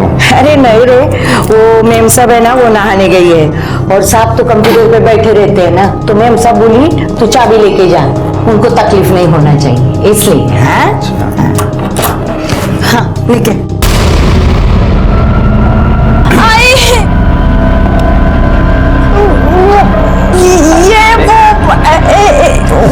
ये सब क्या चल रहा है यहाँ पे? अरे चोरी कर रही थी, पकड़ लिया मैंने। कितनी बार मैंने बोला इसे मत लेकर आया करो अपने साथ, फिर क्यों लाती हो? गलती हो गई मेम साहब, उसको लेके जाती हूँ। चल बेटा, तू बोल मत रे, चल तू चुप बैठा भी। हाँ साहब, लेकिन अमित साहब को मैं कुछ कहती तो मेरा ये काम भी छूट जाता ना साहब, तो मैं क्या करती? उनके बहुत सारे पैसे उधार थे मेरे सर के ऊपर, मेरी ये बेटी की वजह से मेरे सब काम छूट गए थे साहब, सिर्फ 2 काम मेरे पास बाकी थे।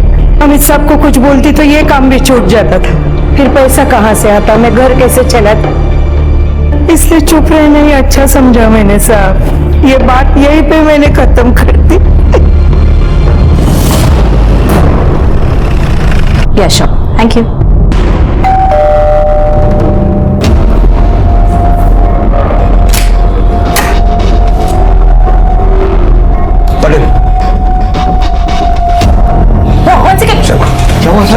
क्या बात हो?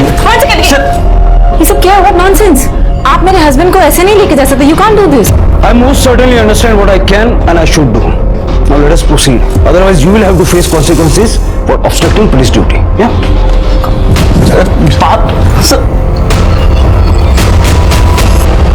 प्लीज सर ट्रस्ट मी, मैंने ऐसा कुछ नहीं किया है। अरे वो चोर थी, मैंने उसे पकड़ा तो शी स्टार्टेड हिटिंग मी। ये देखिए उसने नेल्स भी मारे मुझे। आपने उसका रेप किया, आपने सोचा होगा कि गरीब है तो कुछ भी करने का लाइसेंस तो मिला हुआ है, और शायद ये भी सोचा होगा कि ये किसको बताएगी, और अगर बता भी देगी तो कोई इसकी बात पे विश्वास करेगा नहीं। नो सर, आप मेरा ट्रस्ट कीजिए, ऐसी कोई बात नहीं है। What nonsense! आप बिना किसी सबूत के मेरे हस्बैंड को अरेस्ट नहीं कर सकते हैं। This is illegal. मेरे हस्बैंड कहाँ है? आपको सबूत चाहिए ना? सबूत मिल जाएंगे। हम आपके पति का डीएनए टेस्ट करवाने वाले हैं। 1 सेकेंड, आप मेरे हस्बैंड का डीएनए टेस्ट नहीं करवा सकते? हम बिल्कुल करवा सकते हैं, उसके लिए हमारे पास कोर्ट से परमिशन। इनको दिखा दो परमिशन।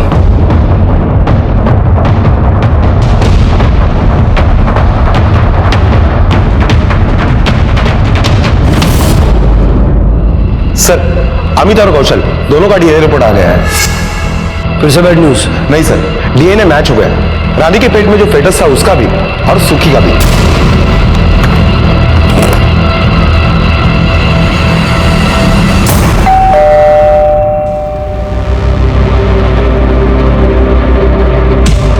आपको सबूत चाहिए था ना,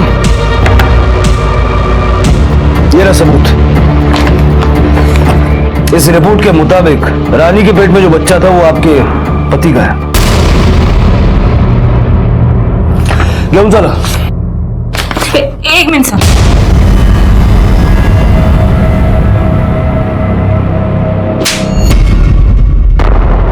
Shame on you. हाँ सर, मैंने उसका रेप किया था। एक बार नहीं, बार बार, जब भी मुझे मौका मिला।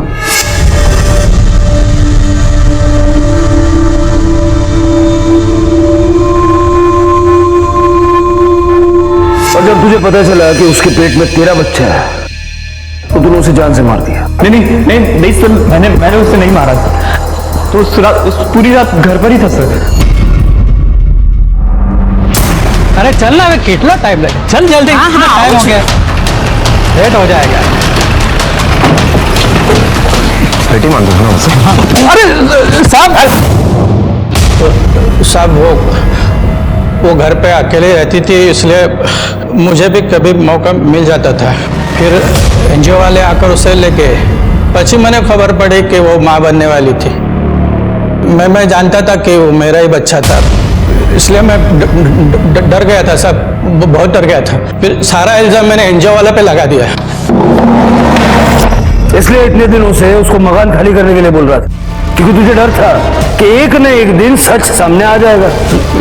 जब वो नहीं मानी तो मुझे पता भी दी थी। ना रे साहब, कुछ नहीं बात करो जो साहब, तुम्हें मैंने कुछ नहीं किया साहब, मैंने कुछ नहीं किया। उस रात कहाँ था? मेरे घर पे ही था साहब। साचो कहो साहब, वो घर में था। तो पाटिल पता करो ये अमित और कौशल उस रात कहाँ थे। Okay sir. सर, अमित और कौशल इन दोनों के मोबाइल लोकेशन के डिटेल्स आ गए। लोकेशन के अकॉर्डिंग ये दोनों घर पर ही थे। पाटिल मोबाइल घर पर हो इसका मतलब ये जरूरी तो नहीं कि आदमी भी घर पर हो। अमित की बिल्डिंग में जाके जरा पता करो, उसका सीसीटीवी चेक करो। अगर वो बाहर गया होगा तो हमें पता चलेगा। मुझे सबसे ज्यादा डाउट कौशल पे है, क्योंकि वो रानी के घर के पास रहता था, उसके लिए मुश्किल नहीं था। मैडम वो घर पर ही थे, हो सकता है आपके सोने के बाद वो निकल गए हैं। मैडम वो लड़की और उसकी माँ हमें सोने दे तब ना। अरे रे काशी बेन, तुम और तुम्हारी बेटी पूरा दिन तो जान खाते हो, कम से कम रात को तो चैन से सोने दो। मुझे पता नहीं आपकी बेटी कहाँ है।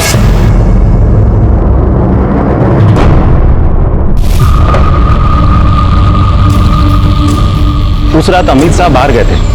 साहब ये देखिए जा रहे हैं। पूरी दुनिया में पुलिस का नाम बहुत बदनाम है। क्या है कि लोग झूठ बोलते हैं फिर पुलिस से पीटते हैं, और फिर वही लोग बाहर जाकर बोलते हैं कि पुलिस बेकार में बहुत पीटती है। अब क्या करें, झूठ बोलेंगे तो पिटेंगे। जैसे तूने झूठ बोला, सीसीटीवी के अकॉर्डिंग तू उस रात सोसाइटी से बाहर गया था। हाँ सर, मैं बताना भूल गया था। मैं बस अपनी मेडिसिन लेने के लिए गया था। इस उम्र में मेडिसिन? सर मुझे बीपी की प्रॉब्लम है। मुझे भी बीपी की प्रॉब्लम है। ये पाटिल बोलता रहता है, अरे सर वड़ा पाव मत खाओ मत खाओ। वैसे कौन सी दवा लेता है तू? तेरी केमिस्ट का पता बता दे, मेरे काम आ जाएगा। पाटिल जरा दवाइयों की दुकान से पता करो ये सच बोल रहा है या नहीं। इन्होंने रेप किया ये तो साबित हो गया, लेकिन मर्डर किसने किया ये अभी तक एक पहेली है। कल मंडे, कल सोम बाजार लगेगी, जरा उस पायल के बारे में पता करो। Okay sir.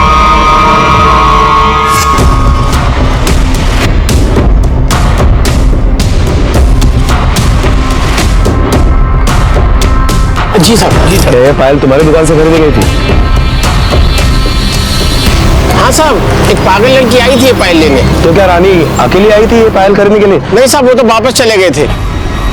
बाद में वो लड़का अकेला आया था पायल लेने। क्या नाम था? हाँ शायद रघु।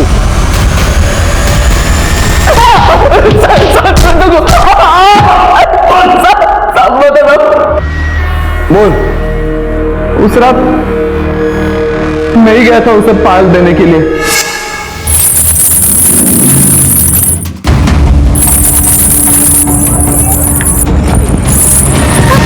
ये मैं हाँ, पसंद है ना तुझे? पहनाओ।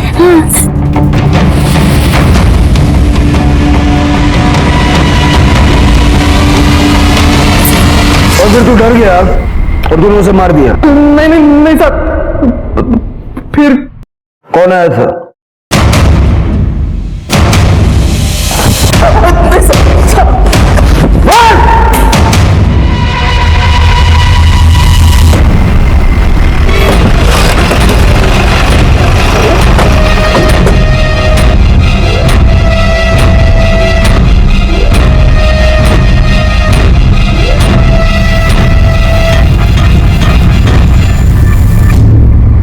क्यों काशी, पिछले हफ्ते ही घासलेट ले गई थी, इतनी जल्दी क्या जरूरत पड़ गई? हाँ सर, उस रात में ही आई थी। रानी, सुखी, रानी,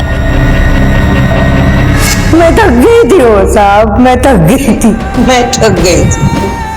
वो कभी भी दिन रात कहीं भी निकल जाती थी, उसको कुछ नहीं समझता था साहब। जिसका फायदा बस्ती के हवारा लड़के उठाते थे। जो मेरे रानी के साथ हुआ वही मेरे सुखी के साथ हुआ। काशी को रानी के कत्ल के लिए गिरफ्तार किया गया और उसका केस कोर्ट में लंबित है। अगर काशी उस वक्त उन लोगों के खिलाफ पुलिस में कंप्लेंट करती तो आज उसकी बेटी रानी जिंदा होती और वो सलाखों के पीछे नहीं होती। सुखी को एक एनजीओ को सौंप दिया गया जहां उसका पालन पोषण अच्छे से हो रहा है। सबूतों की कमी होने की वजह से पुलिस बस्ती के लड़कों को तो सजा नहीं दिलवा पाई, लेकिन शंभू, कौशल, अमित और रघु को रानी के रेप के लिए अरेस्ट किया गया। इंसान अपनी इंसानियत के लिए जाना जाता है, लेकिन जब कभी भी ऐसी कोई घटना सामने आती है, इंसान और जानवर के बीच का फर्क मिटता सा नजर आता है। क्राइम पेट्रोल के ऐसे ही मजेदार एपिसोड्स देखने के लिए हमारे चैनल को सब्सक्राइब करें।